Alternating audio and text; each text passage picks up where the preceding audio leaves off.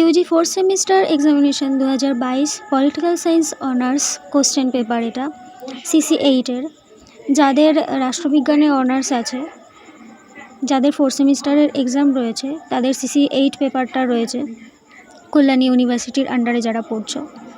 Previous year question paper solve করলে অনেক common পাওয়া যায়, যেগুলো আমিও প্রিভিয়াসে প্র্যাকটিস করেছি এবং ওখান থেকে অনেক কমন পেয়েছি। আমি যেহেতু আগের বছর পরীক্ষা দিয়েছিলাম, তো এই কোশ্চেন পেপারগুলো ফলো করে আমি বেশ কমন পেয়েছিলাম, শর্ট কোশ্চেন, বড় কোশ্চেন সবগুলোই। তো চাইলে তোমরা এখান থেকে প্র্যাকটিস করতে পারো। এটা স্ক্রিনশট করে নাও এবং খাতায় নোট ডাউন করে নাও।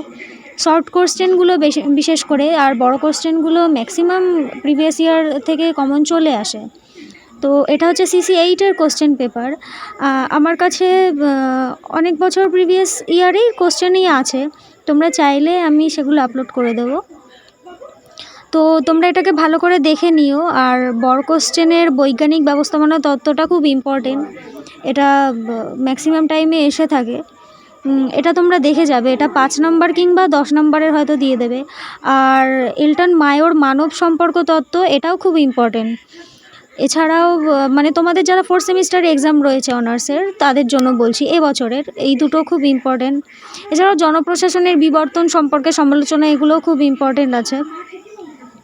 প্রিভিয়াস ইয়ারের সবগুলোই খুব ইম্পর্টেন্ট। ওয়েবারের আমলাতন্ত্র, নবযৌন ব্যবস্থাপনা, বিশ্বায়নের যুগে জনপ্রশাসনের মুখ্য সংকট, এগুলো তোমরা দেখে গেলে আশা করি এর মধ্যে থেকেই কমন চলে আসবে। এছাড়াও আমার কাছে সাজেশান ভিত্তিক কোশ্চেন রয়েছে, আমি পারলে সেগুলো আপলোড করে দেবো। প্রিভিয়াস ইয়ার সবগুলোই আমি আপলোড করে দেবো। প্রিভিয়াস ইয়ার খুব ইম্পর্টেন্ট তোমরা যারা পরীক্ষা দিতে চলেছো এবছরের জন্য।